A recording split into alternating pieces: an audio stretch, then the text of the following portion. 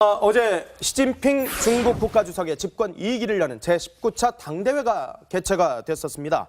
황제의 즉위식 같다라는 얘기까지도 나왔었는데 당시 상황 볼까요? 各位代表，中国共产党第19次全国代表大会现在开幕。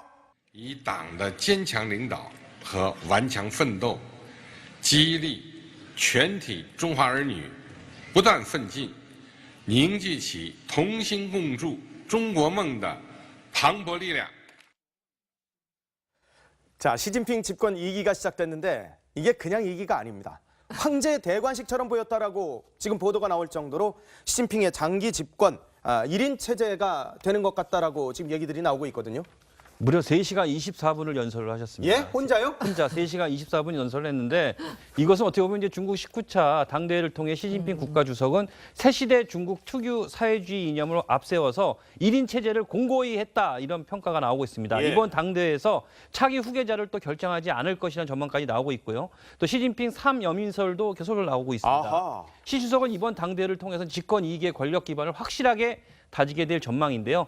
한중 관계나 또 북중 관계 관리 등 그동안 약간 보류됐던 외교 현안에 대해서도 적극적인 대응에 나설 것으로 예상이 됩니다. 예. 사실 그동안 이제 중국 정부는 사드 문제나 북핵 문제에 대해서 이제 기존 대응 원칙을 재확인하는 어떻게 보면 약간 좀 소극적인 대응에 그쳤지 우리는 않습니까? 굉장히 좀 아쉬웠죠. 이제는 좀 신속 대응할 것으로 보이는데 사드 문제에 대해서는 한중 정상회담을 통해 대응 방향을 정하게 될 것으로 예상이 됩니다.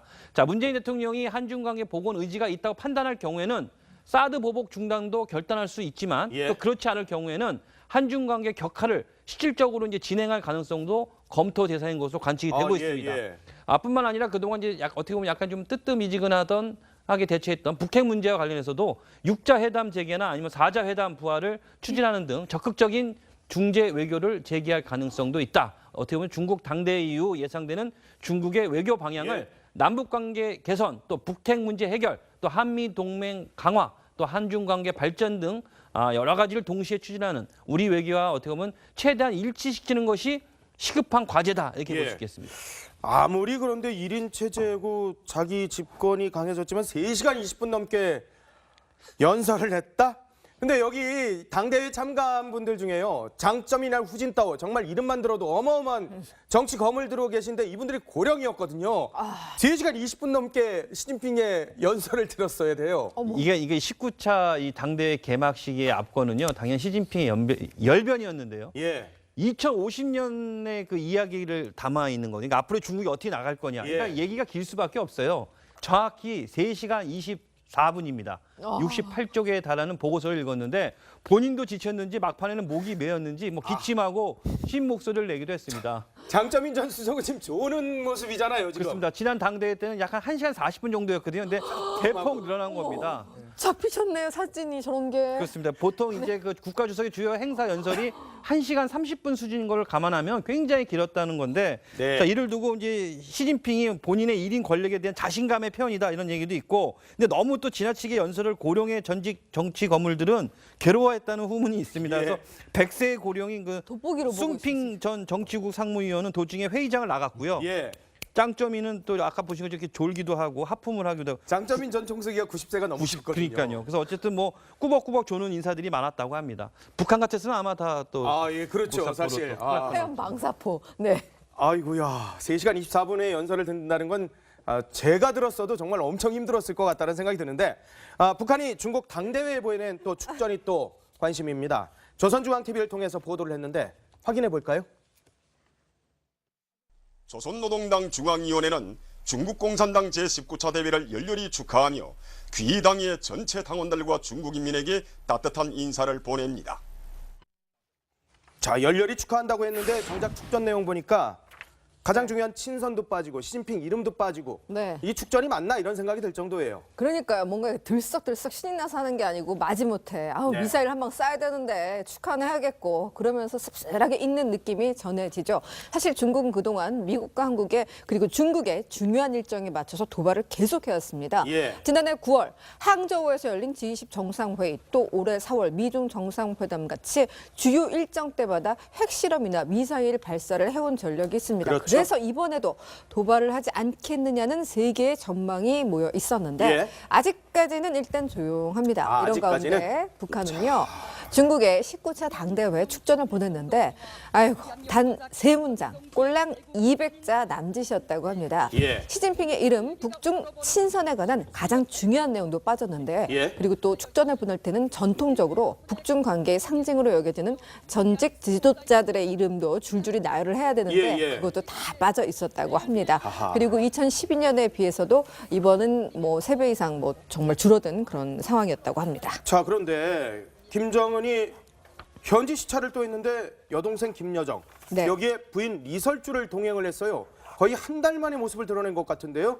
이 두 여성은 네, 그렇습니다. 김정은이 최근 평양의 한 운동화 공장을 시찰했습니다. 그런데 이 자리에는 부인 리설주뿐만 아니라 여동생 김여정, 선전 선동 부부장도 함께 동행한 것으로 전해집니다. 예. 김여정은 지난 7일 당 중앙위원회에서 정치국 후보위원으로 선임된 뒤에 만경대 혁명학원과 신발공장 같이 김 위원장이 가는 곳을 잇따라 수행하고 있습니다.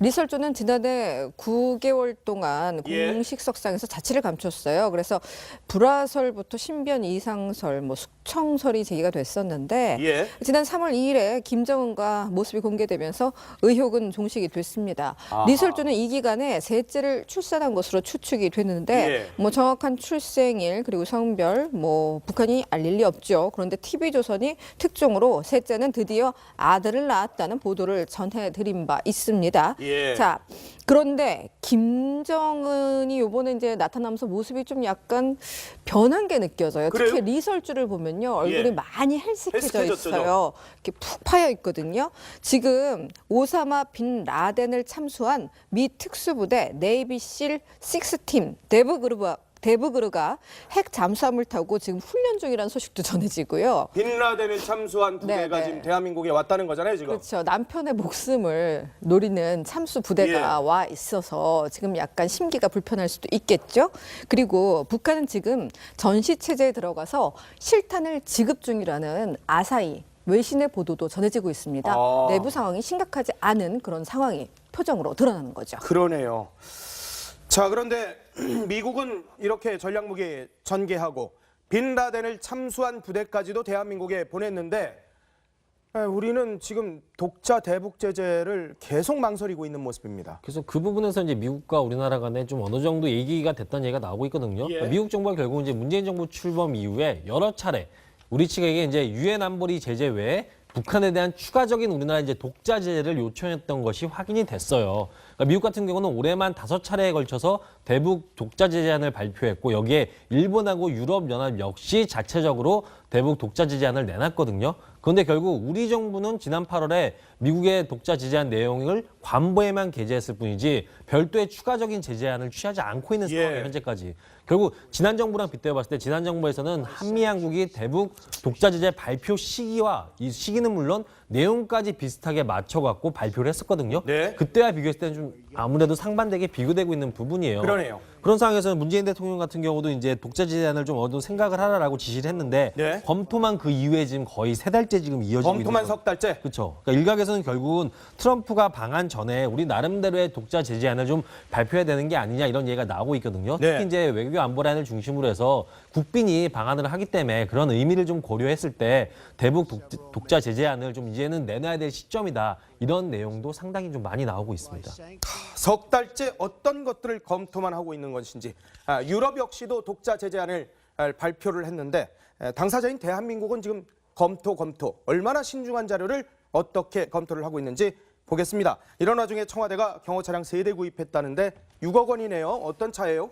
일단 차가요. X가 아니에요. 아, 그래요? 네, 조금 더 젊은 감각으로 바뀌었습니다. 청와대가 현대자동차의 제네시스 EQ900을 한 대당 약 6억 원에 석 대를 구입했다고 합니다. 한 대당 6억 원이군요. 네, 청와대 경호실 관계자에 따르면요, 보유 차량의 내구 연한이 다 돼서 승용차 석 대를 대체했다고 합니다. 예. 새 경호 차량은 대통령 전용차는 아니고요, 영부인이나 외국 정상 등이 사용하게 되는데요. 상황에 따라서는 대통령도 제한적으로 이용할 수 있다고 예. 하네요. 근데 올 연말까지 납품될 예정인데 이 차량의 정 가격은 1억 5천만 원 정도라고 해요. 예. 근데 방탄 방호 기능을 장착해서 대당 5억 9,950만 원으로 가격이 책정된 것으로 알려졌습니다. 예. 청와대 DC 없고요. 그리고 할인 안 해주는군요. 네, 배보다 배꼽이 더 커서 또 한 번 놀라게 되는 상황입니다.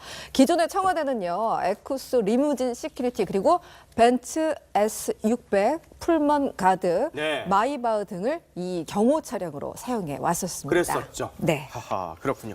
자, 이런 가운데 또 반기문 전 유엔 사무총장이 문재인 정부에 대해서 아이고 대놓고 쓴소리를 했군요. 4대 이 강국 대사 인선 잘못됐다. 이렇게 얘기를 했습니까? 네, 그렇습니다. 반기문 전 유엔 사무총장이 문재인 정부의 4강 대사 인선을 작심 비판을 했습니다. 반 전 총장은요, 4강 대사 인선에 대한 견해를 묻는 질문에 외교관은 아무나 해서 된다는 그런 생각에서 단행한 인사인 듯하다. 이런 뉘앙스의 답변을 했습니다. 대사는 영어나 현지어 가운데 최소한 하나는 할 줄 알아야 한다. 영어도 현지어도 안 되면 외교관으로서의 역할을 하기가 어렵다. 이렇게 지적을 했는데요. 예. 현재 4강 대사의 면면을 보면 전문 외교관을 임명했다기보다는 대선 캠프 때 참여했던 학자나 정치인을 주로 기용을 했는데요. 예. 이런 인사는 다소간 전문성이 떨어질 수 있다. 이런 뉘앙스의 언급을 한 건데 예. 정치권에서도 지속적으로 이 부분에 대한 우려를 제기를 해왔는데요. 그렇죠. 이야기를 직접 들어보시겠습니다. 외교부 장관도 정통 관료가 아니고 또 4강 외교 대사 중에서 2분이 교수 출신입니다. 캠퍼 출신으로 채워졌습니다. 모두 외교관 경험이 없거나 거의 없는 비전문가들입니다. 네, 하지만요, 여당인 민주당의 생각은 조금 다릅니다. 민주당 김홍걸 국민통합위원장은요, 자신의 페이스북에 반기문 전 총장을 비난하는 글을 올렸는데요. 예. 유엔 사무총장은 아무나 해도 되는 자리라 거기를 가셨느냐라는 제목으로 운이 좋아서 유엔 사무총장이 됐고 최악이란 평가를 받고 끝낸 지도 얼마 안 돼서 대권 욕심까지 부리다가 물러났는데 남을 혹평할 자격이 있느냐. 외국어 실력이 외교의 전부라면 통역관을 대사로 보내야 한다면서 다소간 각을 세우는 그런 모습을 보였습니다. 반기문 전 총장의 공과는 뭐 분명히 명백히 따져야 할 겁니다. 하지만 반 전 총장은 그 대한민국이 배출해낸 첫 유엔 사무총장이거든요. 더구나 그 평생을 외교에 몸담았던 인사입니다. 고언은 고언으로서 받아들이고 또 반성할 것이 있으면 반성하면 되는데 다른 사람도 아닌 전직 대통령의 아들이고 또 특히 국민통합위원장을 맡으면서 국민통합에 앞장서야 될 분이 이 정치적 입장이 좀 다르다고 해서 반 전 총장의 얘기를 이렇게 홧김에 한 말 정도로 치부를 해버린다면 국민통합에 과연 도움이 될 수 있을 것인지. 여의도 브리핑은 여기까지입니다. 계속해서 뉴스 감식반이 이어집니다. 이렇게 예. 보시겠습니다. 아무리 그런데 1인 체제고 자기 집권이 강해졌지만 3시간 20분 넘게 연설을 했다? 근데 여기 당대회 참가한 분들 중에요. 장점이나 후진 따오 정말 이름만 들어도 어마어마한 정치 거물 들어오 계신데 이분들이 고령이었거든요. 3시간 20분 넘게 시진핑의 연설을 들었어야 돼요. 이게 19차 이 당대회 개막식의 앞거는요. 당연 시진핑의 열변이었는데요. 예. 2050년의 그 이야기를 담아 있는 거니까 그러니까 앞으로 중국이 어떻게 나갈 거냐. 그러니까 예. 얘기가 길 수밖에 없어요. 정확히 3시간 24분입니다. 68쪽에 달하는 보고서를 읽었는데 본인도 지쳤는지 막판에는 목이 메었는지 뭐 기침하고 쉰 목소리를 내기도 했습니다. 장점인 전 수석은 지금 조는 모습이잖아요. 지금. 그렇습니다. 지난 당대회 때는 약 한 1시간 4분 장기 집권 1인 체제가 되는 것 같다라고 지금 얘기들이 나오고 있거든요. 무려 3시간 24분을 연설을 하셨습니다. 예? 혼자요? 혼자 3시간 24분 연설을 했는데 이것은 어떻게 보면 이제 중국 19차 당대회를 통해 시진핑 국가주석은 새시대 중국 특유 사회주의 이념을 앞세워서 1인 체제를 공고히 했다 이런 평가가 나오고 있습니다. 예. 이번 당대회에서 차기 후계자를 또 결정하지 않을 것이라는 전망까지 나오고 있고요. 또 시진핑 3여민설도 계속 나오고 있습니다. 아하. 시 주석은 이번 당대회를 통해서 집권 이익의 권력 기반을 확실하게 다지게 될 전망인데요. 한중 관계나 또 북중 관계 관리 등 그동안 약간 보류됐던 외교 현안에 대해서도 적극적인 대응에 나설 것으로 예상이 됩니다. 예. 사실 그동안 이제 중국 정부는 사드 문제나 북핵 문제에 대해서 이제 기존 대응 원칙을 재확인하는 어떻게 보면 약간 좀 소극적인 대응에 그쳤지 우리는 않습니까? 굉장히 좀 아쉬웠죠. 이제는 좀 신속 대응할 것으로 보이는데 사드 문제에 대해서는 한중 정상회담을 통해 대응 방향을 정하게 될 것으로 예상이 됩니다. 자, 문재인 대통령이 한중 관계 복원 의지가 있다고 판단할 경우에는 사드 보복 중단도 결단할 수 있지만 예. 또 그렇지 않을 경우에는 한중 관계 격화를 실질적으로 이제 진행할 가능성도 검토 대상인 것으로 관측이 되고 있습니다. 예. 뿐만 아니라 그동안 이제 어떻게 보면 약간 좀 뜨뜻미지근하던 하게 대처했던 북핵 문제와 관련해서도 6자 회담 재개나 아니면 4자 회담 부활을 추진하는 등 적극적인 중재 외교를 제기할 가능성도 있다. 어떻게 보면 중국 당대회 이후 예상되는 중국의 외교 방향을 남북 관계 개선, 또 북핵 문제 해결, 또 한미 동맹 강화, 또 한중 관계 발전 등 여러 가지를 동시에 추진하는 우리 외교와 어떻게 보면 최대한 일치시키는 것이 시급한 과제다. 어제 시진핑 중국 국가주석의 집권 2기를 여는 제19차 당대회가 개최가 됐었습니다. 황제의 즉위식 같다라는 얘기까지도 나왔었는데 당시 상황 볼까요? 各位代表，中国共产党第19次全国代表大会现在开幕。 以党的坚强领导和顽强奋斗，激励全体中华儿女不断奋进，凝聚起同心共筑中国梦的磅礴力量。 자, 시진핑 집권 2기가 시작됐는데 이게 그냥 2기가 아닙니다. 황제 대관식처럼 보였다라고 지금 보도가 나올 정도로 시진핑의 40분 정도였거든요. 근데 대폭 늘어난 겁니다.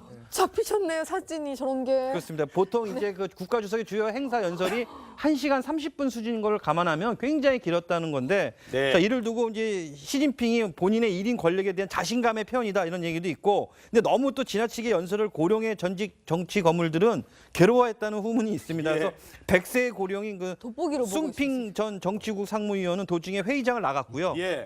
짱점이는 또 아까 보신 것처럼 이렇게 졸기도 하고 하품을 하기도 하고 장점인 전 총수기가 90세가 넘으셨거든요. 그러니까요. 그래서 어쨌든 뭐 꾸벅꾸벅 조는 인사들이 많았다고 합니다. 북한 같았으면 아마 다 또 아, 예, 그렇죠. 사실. 태양 방사포. 네. 아이고야, 3시간 24분의 연설을 듣는다는 건 제가 들었어도 정말 엄청 힘들었을 것 같다는 생각이 드는데 북한이 중국 당대회에